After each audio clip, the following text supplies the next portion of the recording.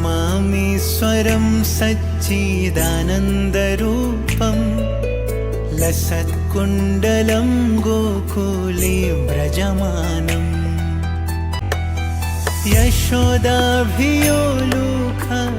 यशोदाभियोलुखलाभवमानं परं मृष्टमत्यन्ततो धृत्य गोप्या यशोदाभियोलुखलाभवमानं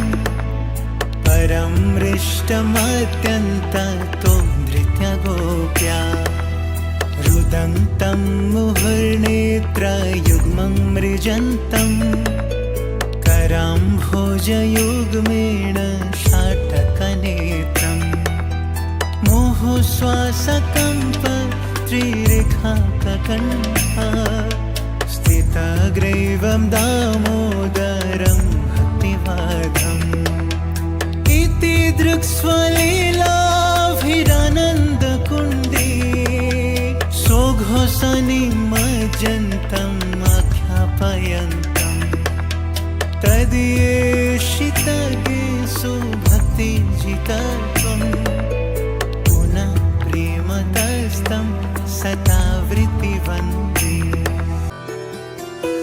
वरं देवमोक्षं न मोक्षावधिं वा न चान्यं वृणेऽहं वरेशादपि इदं ते वा पूर्णाथ गोपालवालं सदा मे मनस्याभिराष्टां कियन्ने इदं ते वा पूर्णाथ गोपालवालं सदा मे मनस्याभिराष्टां कियन्ने इदं ते मुखं भोजं मत्यन्तनीले वृतं कुन्तळे स्निग्धरक्तेश गोप्या मुहुशुम्भितं बिम्बरक्ताधरं मे मनसाभिराष्टां मलं लक्षलाभे नमो देव दामोदर अनन्त विष्णो नमो देव दामोदर अनन्त विष्णो प्रसीद प्रभो दुःखज्वालाभिमग्नं कृपादृष्टिवृष्ट्याति दीनं बतानु गृहाणि क्षमामज्ञं निधशीदृश कुबेरात्मजौ बद्धमूर्तैव यद्वत् त्वया मोचितौ भक्ति भजौ कृतौ च तथा प्रेम भक्तिं शोकां मे प्रयच्छ नमो शीघ्रहो मेष्टि दामोदरेह तथा प्रेम भक्तिं शोकां मे प्रयच्छ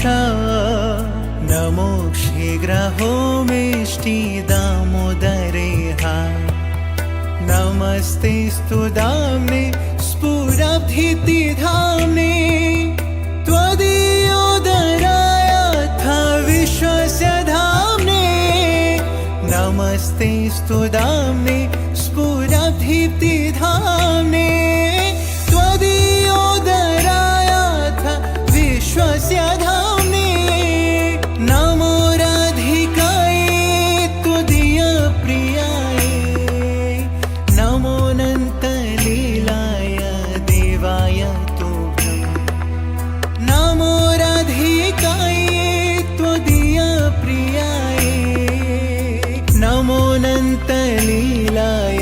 देवाय तुभ्यं हरे कृष्ण कृष्ण कृष्ण हरे हरे हरे राम राम राम हरे हरे